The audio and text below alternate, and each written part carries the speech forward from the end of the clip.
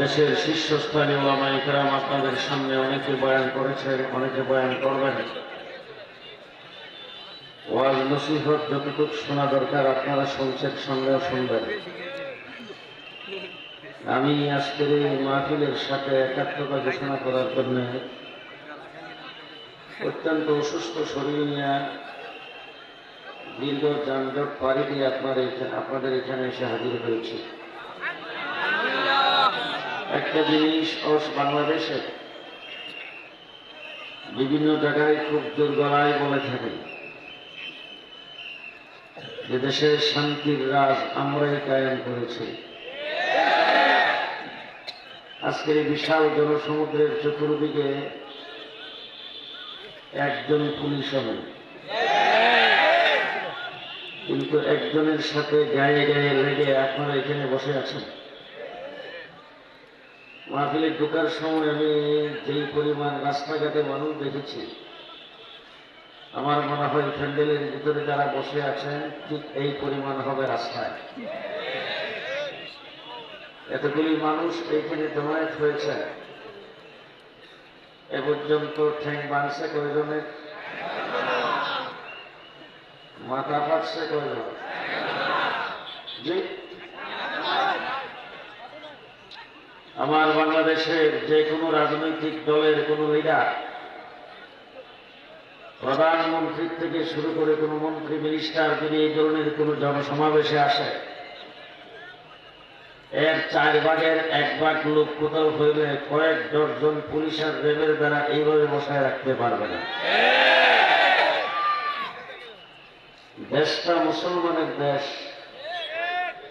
কথা আসতে বললেন, বাইরের লোক যেন না শুনে। দেশটা কার দেশ? দেশটা মুসলমানের দেশ। ইতিহাস সাক্ষ্য দিয়েছে। আপনারা কথাগুলি ভালো করে মনে রাখবেন। পৃথিবীর মানচিত্রে ইউরোপে একটা দেশের নাম স্পেন। স্পেন ব্রিটিশ বা ইংরেজ দখল করে 800 বছর পর্যন্ত মুসলমান শাসন করার পরে স্পেনের ক্ষমতা দখল করেছে ইংরেজ। কে? ইংরেজ। কথা ভালো করে শুনবেন।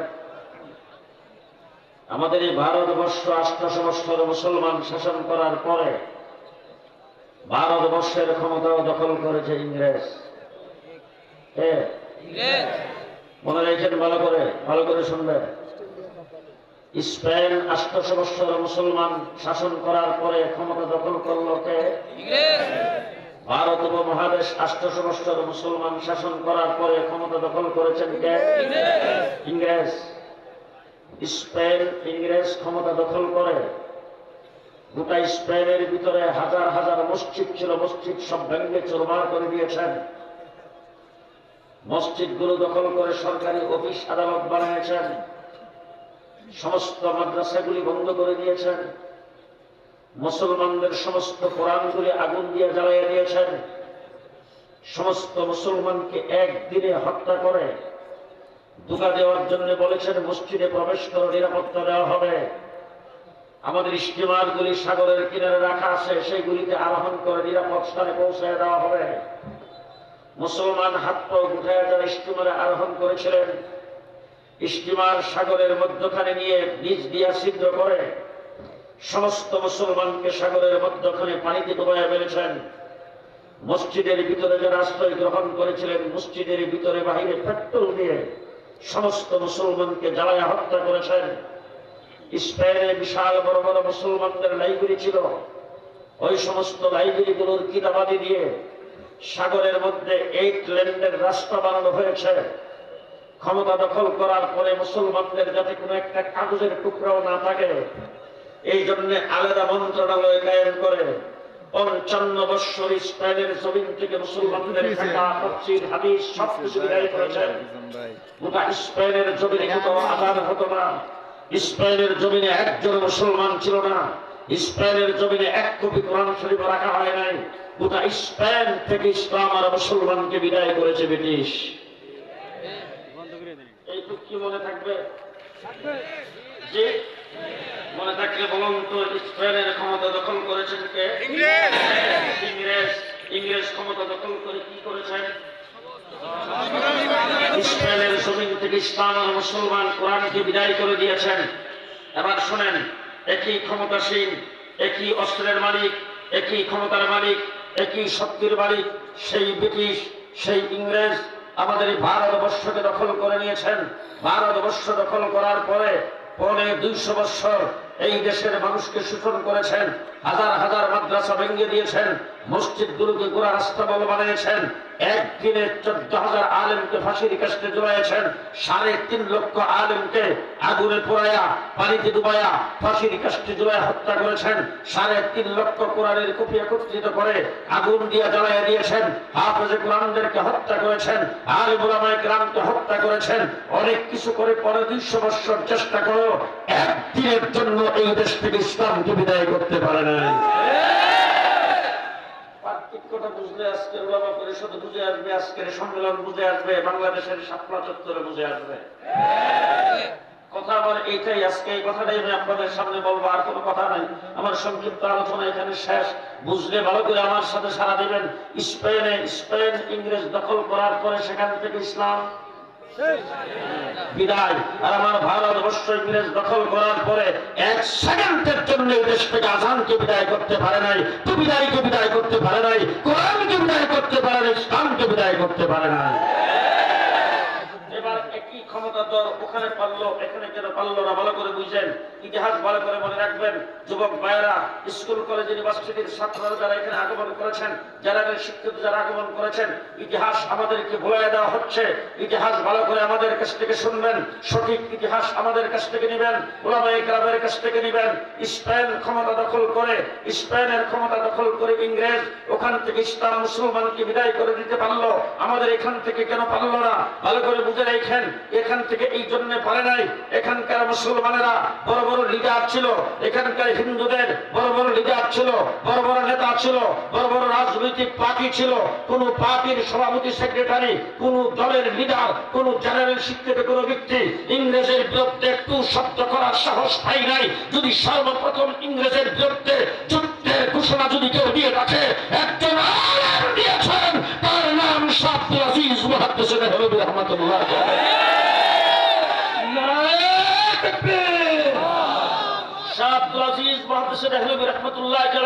দিল্লির জামে মসজিদের মিম্বর থেকে ঘোষণা দিয়েছেন, হে ভারতবর্ষের মুসলমানেরা, তোমরা দারুল হরব হয়ে গেছো, সূত্র কবলিত দেশ হয়ে গেছো, তোমাদের দেশ অমুসলিমরা দখল করে নিয়েছেন। সুতরাং এই দেশের মুসলমানদেরকে দেশ স্বাধীনের জন্য যুদ্ধ করা ফরজ।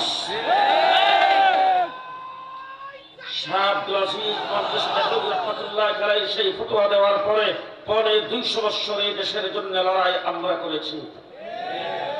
আজকে পরিষ্কার ভাষায় বলতে চাই, 2 বছর জেলের ভিতরে ছিলাম, সেখানে অনেক ধরনের বই পুস্তক পড়েছি। 2 বছর জেলের ভিতরে থেকে অনেক কিছু নিজের চোখে দেখেছি। এরপরে বই পুস্তক, ইতিহাস বর্তমানে যা রচিত হয়েছে, গত 15 বছরে মুসলমানদের মুসলিম ইতিহাসকে বলে দেওয়ার জন্য আমাদের দেশের স্কুল কলেজ ইউনিভার্সিটিগুলোতে যা কিছু পড়ানো হচ্ছে, আমাদের মূল ইতিহাসকে বলে দিচ্ছে। সঠিক ইতিহাস ভালো করে শোনেন। আলেম উলামায়ে কেরামকে দেখলে যারা মনে করেন স্বাধীনতা বিরোধী, দেশের জন্য তাদের কোনো অবদান নাই, পরিষ্কার ভাষায় বলতে চাই, আমার কাসেম নানতুবির জন্ম না হলে দেশ স্বাধীন হতো না, আমার মাহমুদুল হাসান দেওবন্দির জন্ম না হলে দেশ স্বাধীন হতো না, আমার হুসাইন আহমদ বাদানের জন্ম না হলে দেশ স্বাধীন হতো না, আমার হাতিবুল উম্মতের জন্ম না হলে দেশ স্বাধীন হতো না, আমার জাফর আহমদ উসমানী, শিবলি আহমদ উসমানী পতাকা না করে দেশ স্বাধীন হতো না।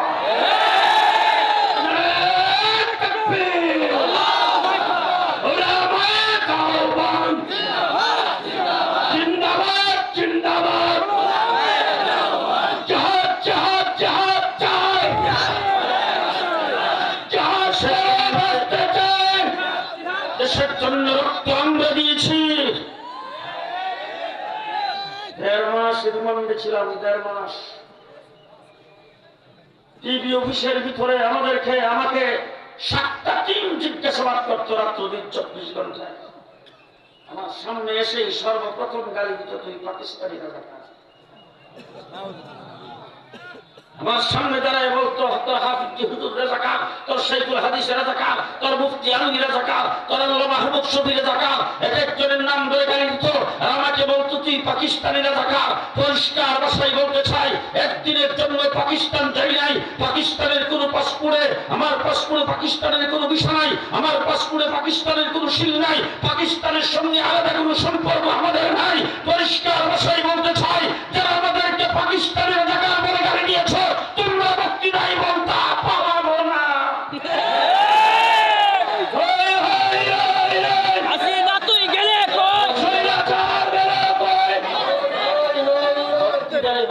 পালাবো না, এখন কোথায় গেছ?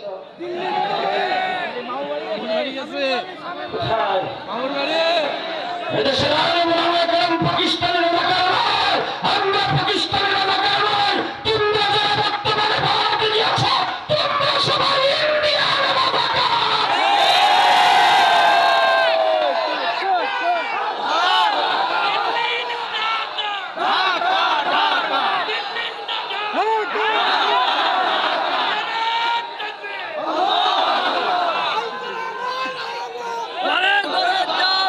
তাদেরকে পাকিস্তানি রাজাকার বলেছে, তারা দেশপ্রেমিক, তারা দেশের জন্য রক্ত দিতে যাবে, তারা দেশের জন্য রক্ত দিতে যাবে, স্বাধীনতার জন্য রক্ত দিতে যাবে। তোমরা যারা ভারতীয় রাজাকার, তোমাদের জন্য আমাদের দেশ হুমকির সম্মুখীন। আজকে পদে পদে তোমরা দেশের বিরুদ্ধে ষড়যন্ত্র করছো, ঠিক না ঠিক? তোমরা যায় মুদির করে বসেছ, আর সেখান থেকে মুদি গত 16 ডিসেম্বর বিবৃতি দিয়েছেন দেশটা নাকি হিন্দুস্তানের স্বাধীনতা। উনি বলছেন যুদ্ধ করে আমাদের স্বাধীনতা, হিন্দুস্তানের স্বাধীনতা, দেশ আমরা স্বাধীন করেছি। পরিষ্কার ভাষায় বলতে চাই, মিস্টার মোদী সাহেব, আপনারা আমাদেরকে সহযোগিতা করেছেন 71 মুক্তি যুদ্ধের সময়। আমরা গত 54 বছর আপনাদেরকে ধন্যবাদ জানাই আসছি, আমরা সাথে সাথে আপনাদেরকে ধন্যবাদ জানাইছি, সবসময় আমরা ধন্যবাদ জানাবো। তবে আমাদের মুখটা শুকায়েন না, যদি শুকাতে করে সে কথাও বলতে চাই, পাকিস্তানিরা যখন আমাদের দেশে যুদ্ধ করার জন্য আসছিল, যুদ্ধের সরঞ্জামের সাথে সাথে তারা বিভিন্ন সরঞ্জাম নিয়ে আমাদের দেশটাকে দখল করার জন্য এসেছে। দেশে যুদ্ধ করে, দেশের যুদ্ধ করে তাদের ক্ষমতা পাকাপোক্ত করার জন্য এসেছে। যত অস্ত্র শস্ত্র নিয়ে আসছিল সব আপনারা লুণ্ঠন করে নিয়ে গেছে।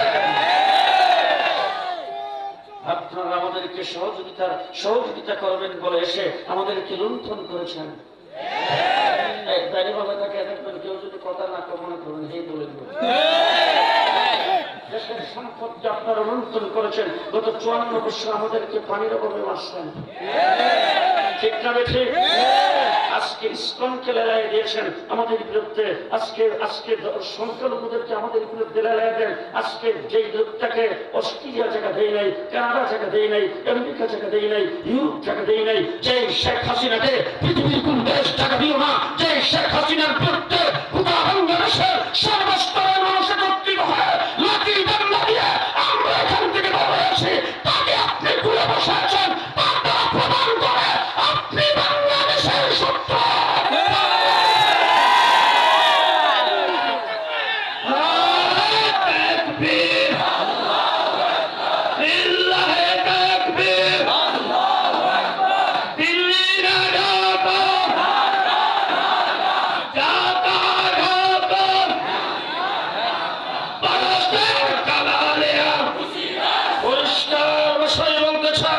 আমাদের দিকে চোখ তুলে তাকাইবার আগে একটু আফগানিস্তানের দিকে তাকাও।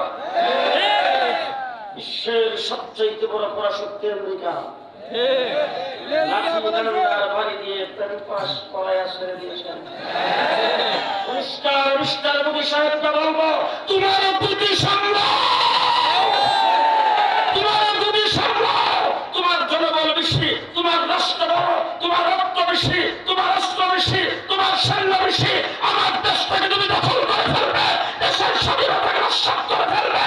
যদি আমাদের দিকে রক্ত চক্র দেখাও, জেনে রাখো তোমার শক্তি দেখার পায় আমাদের নয়। আমরা বদরের সৈনিকের উত্তর শরীর, আমরা উহুদের সৈনিকদের উত্তর শরীর, আমরা খালিদ বিন ওয়ালিদের উত্তর শরীর। তোমার কি শক্তি আছে সেটা দেখার সময় আমার আছে? কথা আসতে বলেন কেন? সেটা দেখার সময় আমাদের আছে, এটা দেখার সময় আমাদের নাই। তার কারণ হলো আমরা মুসলমান, আমরা আমরা মুসলমান, দেশ স্বাধীন হয়েছে দ্বিজাতি তত্ত্বের ভিত্তিতে। ইংরেজ এই দেশ থেকে চলে গেছেন, একটার নাম হল হিন্দুস্তান আর একটা পাকিস্তান। একটা হিন্দুস্তান, একটা পাকিস্তান। এবার শেষ কথা আপনাদের সামনে বলতে চাই, আমরা কোন ভাষায় কথা বলি? আমরা জাতে কি? বাঙালি। এবার কলকাতার মানুষ কোন ভাষায় কথা বলে? বাংলা। তারা জাতে কি? বাঙালি। এখন আপনারা বাকি ওয়াজটা করবেন, আমার ওয়াজ শেষ, আপনাদের কাছ থেকে বাকি ওয়াজটা শুনতে চাই। কলকাতা হল হিন্দুস্তানের অংশ, আমরা হলাম পাকিস্তানের অংশ।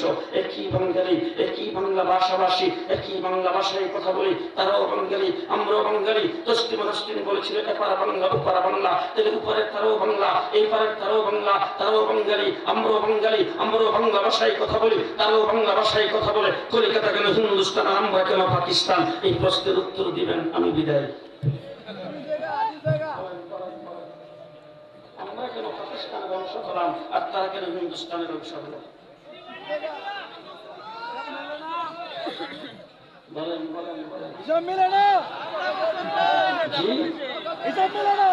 পরিষ্কার ভালো করে জেনে রাখেন, আজকে যারা বাংলাদেশের মুক্তিযুদ্ধের পক্ষ শক্তি বলে দাবি করেন, তাদেরকে পরিষ্কার ভাষায় বলতে চাই, আমরা পাকিস্তানের অংশ হয়েছিলাম মুসলমান হওয়ার কারণে। কিসের কারণে? কিসের কারণে? কিসের কারণে?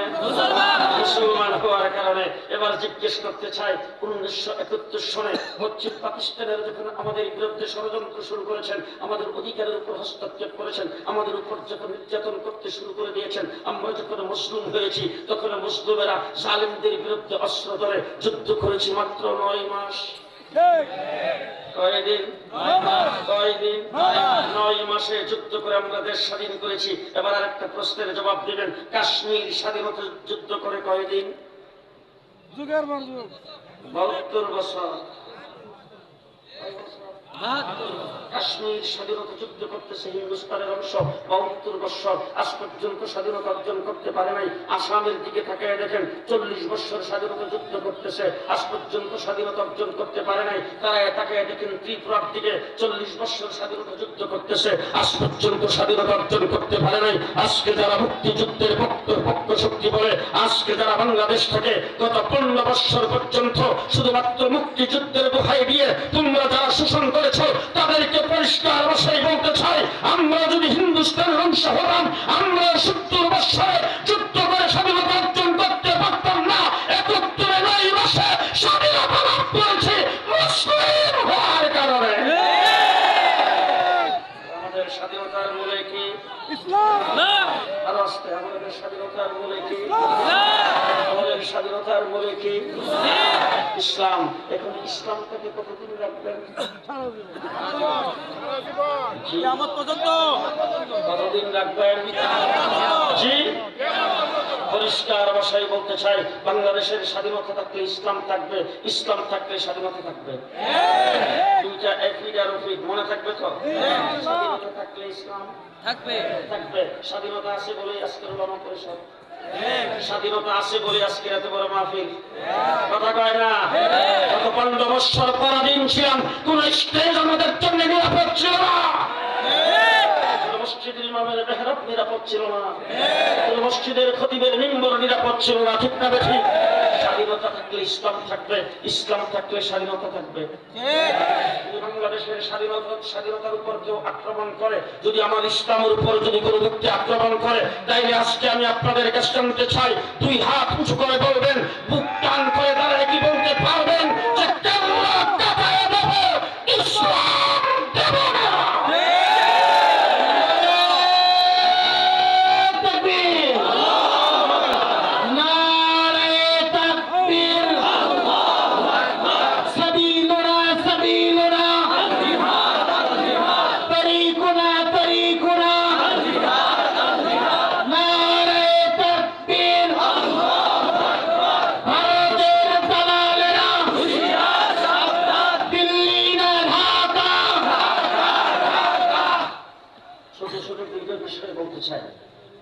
এক নম্বর বিষয়, স্টেজে আসার পরে শুনলাম নবীর পরে নবী নাই, সংসদে আইন চাই।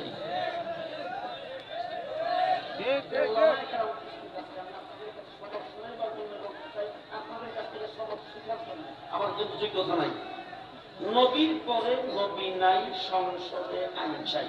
আচ্ছা, বাংলাদেশের সংসদে যদি আইন পাস না হয় তাহলে কি আমার নবীর পরে আর কোনো নবী আছে? আমার নবী মুহাম্মদ রাসূলুল্লাহ সাল্লাল্লাহু আলাইহি ওয়াসাল্লামকে আল্লাহ পাক সৃষ্টি করেছেন শেষ নবী হিসেবে। আমার নবীকে আল্লাহ সৃষ্টি করেছেন হিসাবে, মুহাম্মদ রাসূলুল্লাহ সাল্লাল্লাহু আলাইহি ওয়াসাল্লামকে আল্লাহ তাবারক ওয়া তাআলা শেষ নবী হিসেবে সৃষ্টি করেছেন। ওয়াইজ আকাদাল্লাহু মিসাকান নাবিয়্যিন লামা আতাইতুকুম মিন কিতাবিন ওয়া হিকমা লামা আতাইতুকুম মিন কিতাবিন ওয়া হিকমা। এরপর আল্লাহ পাক কোরআন শরীফে কি বলেছেন? সুম্মা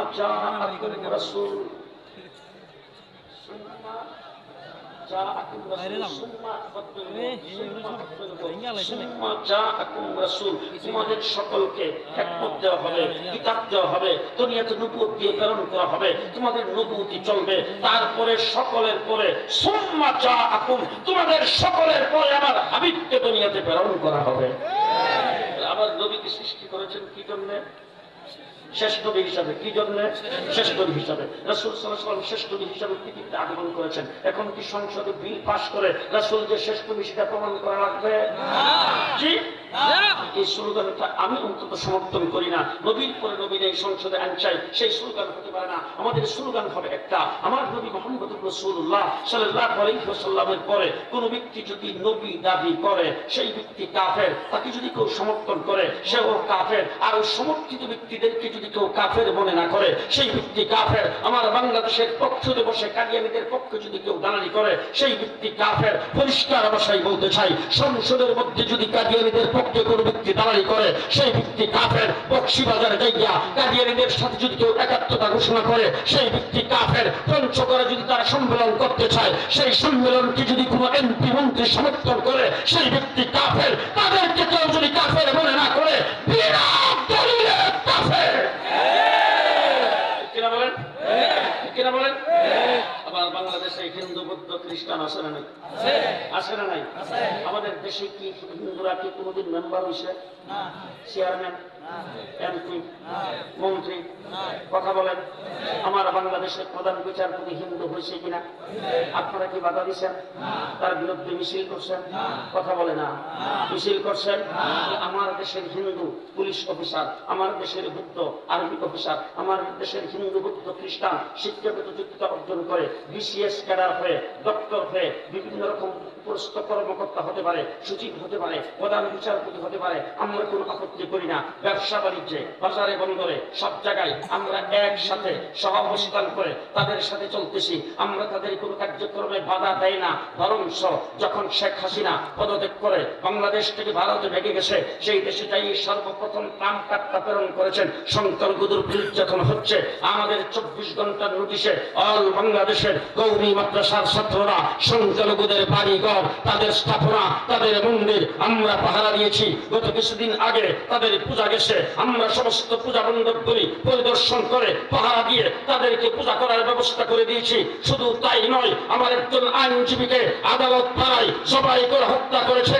পরিষ্কার ভাষায় বলছি, যদি আমরা সহিংস হতাম, যদি আমরা সাম্প্রদায়িক সম্প্রীতি আমাদের ভিতরে না থাকতো, 1 ঘন্টার ভিতরে বাংলাদেশের সমস্ত হিন্দু বিদায় হয়ে যেত। আমার বাংলাদেশে হিন্দু বৌদ্ধ খ্রিস্টান, হিন্দু বৌদ্ধ খ্রিস্টান যেভাবে আছে একদিনও এইভাবে থাকবে, আমাদের আপত্তি নেই। মুসলমানদের নাম আব্দুর রহমান, আব্দুর রহিম, তাজুল ইসলাম, সিরাজুল ইসলাম, কামরুল ইসলাম, তার নাম মুসলমানদের নাম। এই নামকে আপনাদের এলাকায় কোন হিন্দু রাখে? সুতরাং কাদিয়ানীরাও রাখতে পারবে না। আমার কোরআন শরীফ কি হিন্দুরা পড়ে? হিন্দুদের ঘরে কি কোরআন শরীফ আসে? হিন্দুরা কি কোরআন শরীফে ধরে? সুতরাং কাদিয়ানীরা কাফের, তারা আমার কোরআন পড়তে পারবে না, আমার কোরআনকে স্পর্শ করতে পারবে না। কোন হিন্দুদের কোন উপাসনালয়, কোন হিন্দুদের কোন ইবাদতখানা কি মসজিদ নাম আসে? সুতরাং কাদিয়ানীরাও ভিন্ন ধর্মাবলম্বী, তাদের ইবাদতখানার নাম মসজিদে রাখতে কথা আসতে বলেন কেন? মসজিদে রাখতে পারবে না। আমার কোন ব্যক্তি যদি মারা যায়, দাফন করা হয় কোথায়? কবরস্থানে। সুতরাং কবরস্থান মুসলমানদের জন্য, মুসলমানদের সমাধিস্থান, এই জায়গার নাম কাদিয়ানীরা রাখতে পারবে না। সুতরাং খুব ভালো করে মনে রাখবেন, ভালো করে মনে রাখবেন। মুসলমানদের জন্য ঈদ কাদিয়ানীরা ব্যবহার করতে পারবে না, মুসলমানদের জন্য নামাজ কাদিয়ানীরা ব্যবহার করতে পারবে না, মুসলমানদের জন্য শবে বরাত কাদিয়ানীরা ব্যবহার করতে পারবে না, মুসলমানদের শবে কদর কাদিয়ানীরা ব্যবহার করতে পারবে না, মুসলমানদের পূজা কাদিয়ানীরা ব্যবহার করতে পারবে না, মুসলমানদের হজ বাংলাদেশ থেকে কাদিয়ানীরা যাইতে পারবে না। কথা কি বুঝাইতে পারলাম? কথা কি বুঝাইতে পারলাম? 2 নম্বরের বিষয়, 2013 সালে শাপলা চত্বরে আমাদের আমিরুল আলমা আহমদ শফি রহমতুল্লাহ আলাইহি তিনি আমাদেরকে ঘোষণা করেছেন, বলছেন সাথে যাই নামাজ নিয়ে আসবা। কি নিয়ে আসবা? যাই নামাজ আর তসবিহ আর মিসওয়াক নিয়ে আইসো। যাই নামাজ তসবিহ আর মিসওয়াক নিয়ে সবাই আসছে। শাপলা চত্বরের সেই বিশাল বড় রাস্তায় সকলে যাই নামাজ বিছায়া সেখানে জিকিররত অবস্থায় ছিল, নামাজরত অবস্থায় ছিল, সেজদারত অবস্থায় ছিল, মোনাজাত করে কেউ চোখের পানি গাল বাইরে করতেছে, আল্লাহর দরবারে কান্নাকাটি করতেছিল। এমন সময় শেষ রাতের বেলা বিদ্যুতের লাইন বন্ধ করে অন্ধকার করে হায়ানার মতো চাপে পড়েছিল সেই আওয়ামী ফ্যাসিস্ট সরকারের পেটুয়া বাহিনী। চাপে পড়ে হাজার হাজার মানুষকে গুলি করে হত্যা করেছে। 1,54,000 গুলি সেই শাপলা চত্বরে শেষ রাত্রের বেলা ঘুমন্ত জিকিররত ইবাদতরত মানুষগুলির উপরে চালিয়েছিল। ঠিক তাদেরই দূষণ, তাদের প্রেতাত্মা, তাদের প্রশংসায় টঙ্গিনী মাঠে গত 17 তারিখ দিবাগত রাত্রে শেষ রাত্রের বেলা আওয়ামী ফ্যাসিবাদের মতো ঝাঁপিয়ে পড়েছে।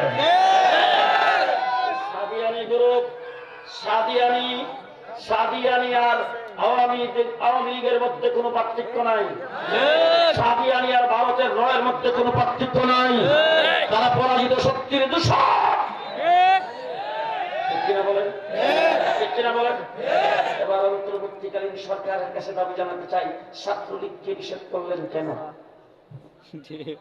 সন্ত্রাসের দায়ে যদি ছাত্রলীগ নিষিদ্ধ হতে পারে, যারা 2018 সালের 1 ডিসেম্বর টঙ্গীর মাঠে রক্ত হয়েছেন, যারা 2024 সালের 17 ডিসেম্বর টঙ্গীর মাঠে রক্ত হয়েছেন, যারা মানুষকে হত্যা করেছে, তাদের তাবলীগ বাংলাদেশের কোন মসজিদে চলতে পারে না, কাকরাইলে চলতে পারে না, টঙ্গীর মাঠে চলতে পারে না। তাদেরকে নিষিদ্ধ ঘোষণা করা হোক।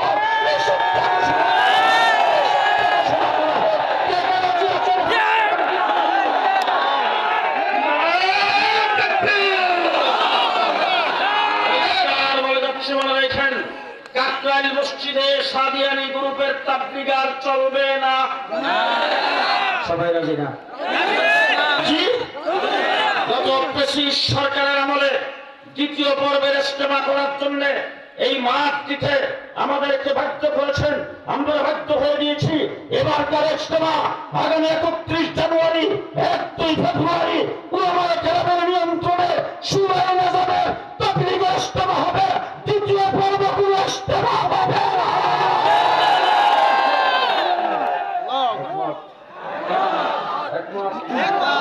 এই ব্যাপারে যদি কোনো ডাক দেওয়া হয়, যদি কোনো আহ্বান করা হয়, দিতে রাজি আছেন? শেষ কথা ভালো করে শোনেন। দেশটা 54 বছর হয়েছে স্বাধীন হয়েছে। সর্বপ্রথম আসলো সোনার বাংলা, আমি তোমায় ভালোবাসি। একজনে গুলি করছে, আরেকজনে খেয়েছে। আপনারা দেখেন নাই?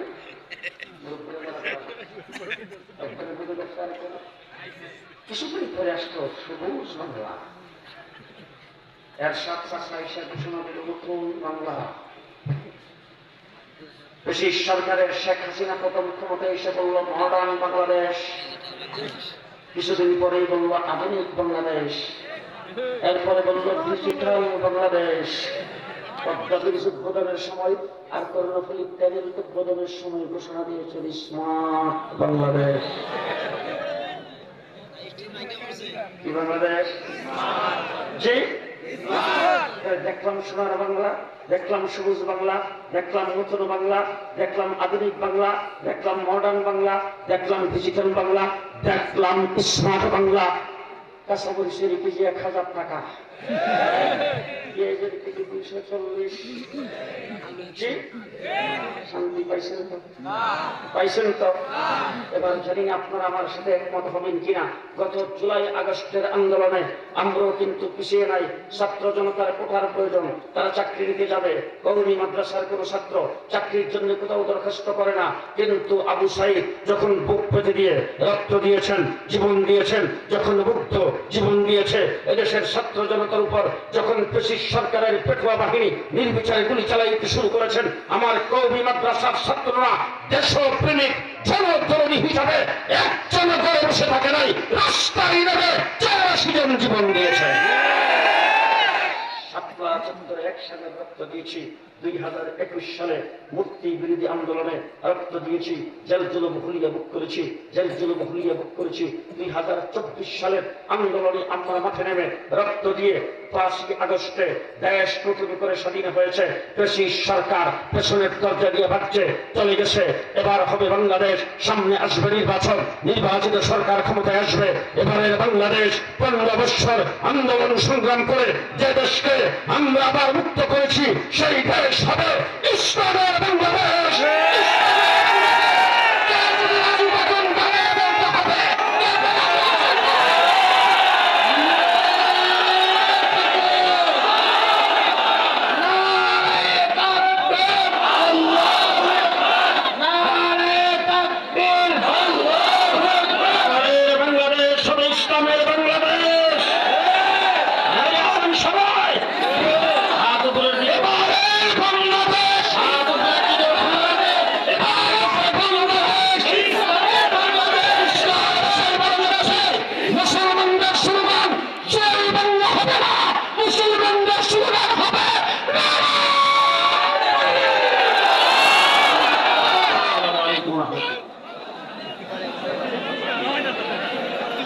আলহামদুলিল্লাহ, এতক্ষণ পর্যন্ত আমাদের সামনে সকলে বসে যাই।